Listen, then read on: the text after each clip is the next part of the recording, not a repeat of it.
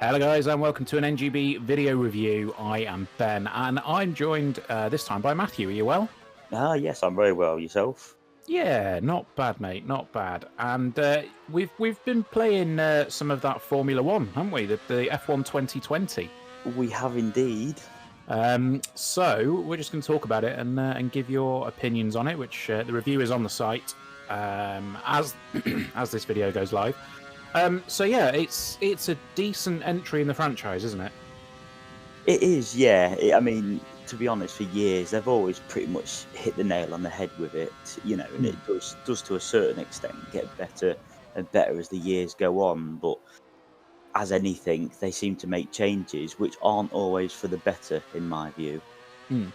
I mean, let's talk about some of the modes first off, because I think the big entry this year is the My Team mode, isn't it? So it's where you can create your own like Formula One team. You can design your own liveries for the cars. You can design your own suits. You can basically it is your team that you will create, and then you can decide whether you want to race or you go down that road of just sort of the management side of it, or you can do everything. And there's a whole ton of stuff, isn't there? It's kind of like a management sim and a racing sim rolled into one. Absolutely, yeah. It kind of comes back to some of the football games, similar things as well. You manage and play a team yourself, but yeah, you start off with choose a sponsor, which is anything between, I think it was like 4.5 and 5.5 million. Hmm.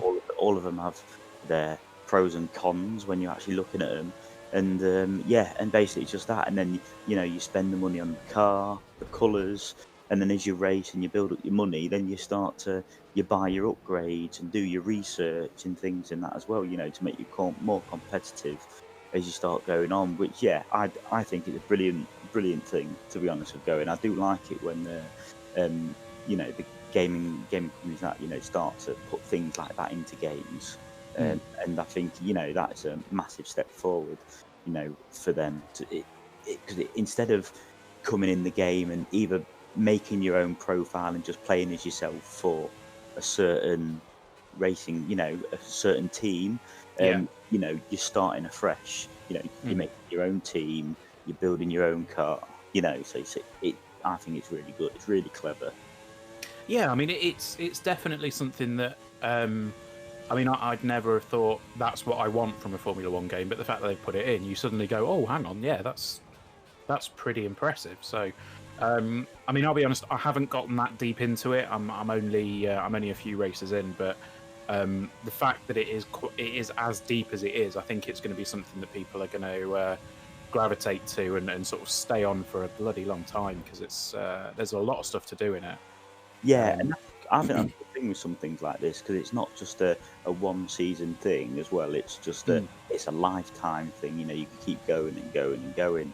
But yeah, as you say, is you get on it and you get started. And I mean, I haven't come first yet in a race, but you're researching and you're trying to get the better thing, all the better stuff to yeah, actually try and make yourself more competitive, and that's what yeah. it's all about. Yeah, and I mean, of course, you've obviously got the normal, like the career mode as well. Yeah, yeah, This year, I think they've introduced Formula Two. that's Um, right. Yeah. yeah, so you can work your way up through Formula Two before you get into Formula One.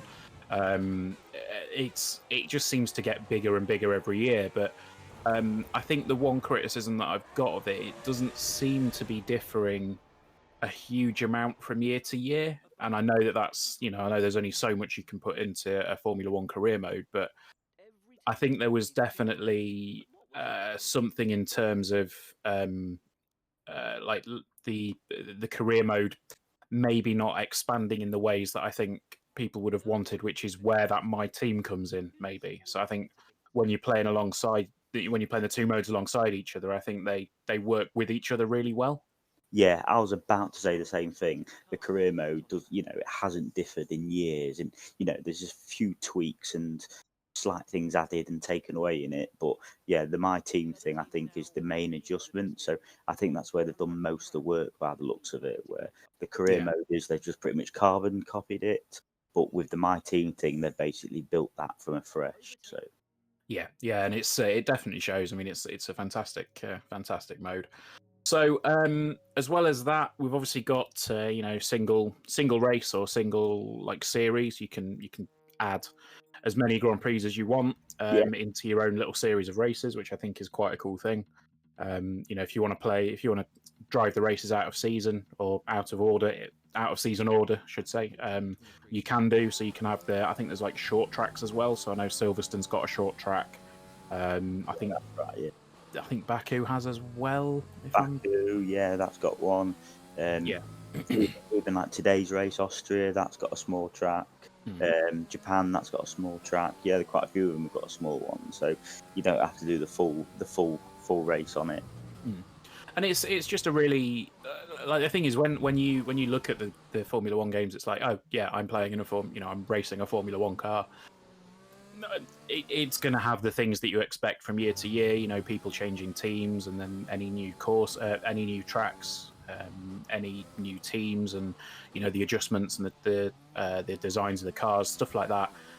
That's the kind of stuff that you expect to see in any sports game, really. But I think the thing that you mentioned in the review is the visual side of things. I mean, I've got to say, I think that the cars themselves and the sort of the other vehicles on the track, like the safety car and things like that, they all look absolutely fantastic.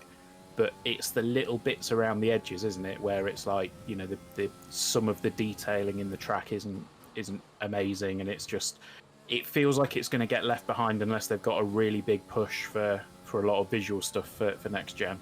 And that's what I mean. Yeah, that's what I'm sort of thinking. Yeah, fair enough. The car, and actually when you're doing like the interviews, the people, great. They look fine. They does look really good. But yeah, when you're actually racing and you try and look at some of the surrounds and that behind you or around you, it's like look at the sky when you're racing. It's white. Yeah. But it's like it's boring. There's not a lot out there. You look at the sides. It does look very 2010, they are nowhere near sort of being with us anymore. I think they've got a lot of catching up to do in that bit to my thought process. Yeah, I mean, it's just that sort of peripheral stuff, isn't it? Like if you boil it down to essentially the car and the actual tarmac, I think everything looks fine. But it's when you then start to put in the stuff. I mean, when the camera's sort of going over Monaco ahead of the Grand Prix, you can see like Casino Square, and you've got like the roof of the casino, and it's just like some of the textures on there they're not that great, and it's like, well, if you're going to be doing the whole thing of kind of like the FIFA style intro of this is the course, this is the track, this is everything that you're going to want to play, you need to have everything in there in terms of the presentation, and it's almost there. But I think you drew you drew comparisons in the review to like I think it was GT Sport and Forza. It's like those games are incredible looking, Yeah, and it's like I think there's just something there that's maybe not quite right with F1. I say with games like Forza, it's like Forza isn't my cup of tea, but the look of the game is absolutely phenomenal. It looks fantastic. And then where F1 is my cup of tea, it's the graphical content on there is, to me, it's Forza is leaps and bounds ahead. I think of what F1 is. That's one of the things I think that they need to sort of probably have a look at in the years to come, just to sort of enhance it a bit more. Yeah, I mean, I think one of the things that really, and I know it shouldn't bug me really because it's such a small thing, but for the past few years now, whenever when you're on the track and you're driving down, if you look into your rear view mirrors, the rest of the game's running at 60 frames a second, but then you look in your rear view mirrors and it's at half the frame rate. Yeah. So it's so strange to look at, and it's just little tiny touches like that. And I appreciate there's going to be loads of stuff that people can't do, in terms of technically on these consoles. So maybe next year with F1 2021, we'll see something. We'll see something special. I haven't tried it on PC yet. I think we are in the process of trying to get it sorted for PC as well. But Yeah, I mean, on the whole, I think we've given it an 8, and I think that's a fair score for it. It's I think the thing that you mentioned in there really was the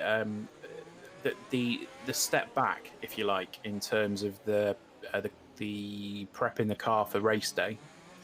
Yeah, so to me, if you go back to like 2013 to 15, there you could do so much more with the car. You could adjust your gear ratios, your suspension settings, each setting, your toes, your cambers. You could do all sorts. But with this, it seems to be a lot more of a simpler style setup. Now, to me, this game is more of a hardcore gamer type thing.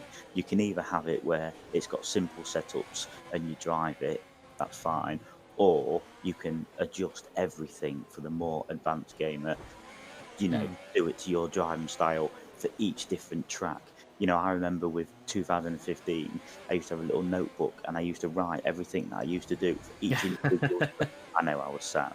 For each individual track, going round thinking, right, I need to adjust this bit, need to adjust that bit. And I loved it. And I think they're missing that bit at the moment as well. They've just, to me, slightly gone backwards with the setup part of it. I understand why they've done it, because it gets to a bigger audience, to be Yeah. honest. Well, I mean, the thing is, I'll be honest, I haven't dived into that side of it all that much because I am a person that just kind of wants to go, yeah, I want my car to go fast, I want those tires on it, and I want it to look shiny, and then get on the track. But like, I haven't delved into it. But I think that if that's if that is the case, it's really disappointing because ultimately, it's yeah, like you say, you're going to want that hardcore element to it, and I mean, I haven't found any settings like that myself in the game yet. So it may be that they're hidden in the menu somewhere, or you've got to turn on some settings for it to get to that point. But yeah, I'd agree with you on that one. So yeah. Say for people like yourself, you're happy to jump in it, say, right, I want it to be quick, or I want it to corner well, and that's it. You're away. yeah, Where somebody different to myself, I'll be a bit like, okay, no, I want it to go quick, but I need it to also be a bit more rigid in the corner. So, but yeah, that's all. So, yeah. that just slightly step backwards, I think, in that sense. Okay, but I mean, overall, like we say, it's a very good game. It's Codemasters; they know what they're doing with racing games. I think if there is a racing game that's not Gran Turismo or Forza, at this point, it's probably a Codemasters game, and it's probably going to be pretty good. So I think 8 out of 10 is a very fair score for F1 2020. Thanks for joining me, Matt. Very much appreciated. Is there anything else that you want to just drop on quickly for F1? No, I don't think so. Just that if it is a good game, and I can find myself losing plenty of hours playing it still. I mean, that's the thing. Like, it's an addictive game. Like, if you're a fan of Formula One, similar to if you're a fan of football, you'll get PES or FIFA. If you're a fan of Formula One, this is the game that has all of the official stuff in it. So away you go, and it's like they keep adding things to it. Like I say, the Formula 2 and the My Team mode. So it's kind of the more complete Formula One game that from last year. So I'd like to see the Formula E on it as well. That would be something that would be quite cool, actually. Yeah. I think they've added. I think previously they had Formula 3 as well. So it's kind of they keep adding the other categories. So hopefully we'll have Formula E maybe next year. Yeah, that'd be good. Yeah, but we'll see. So anyway, that's going to do us for this review. Let us know what you thought in the comments. Hopefully you enjoyed it, and let us know if you're going to be picking it up. If not, then fair enough. We will see you next time. Thank you very much, guys, and thank you very much, Matt. Thank you.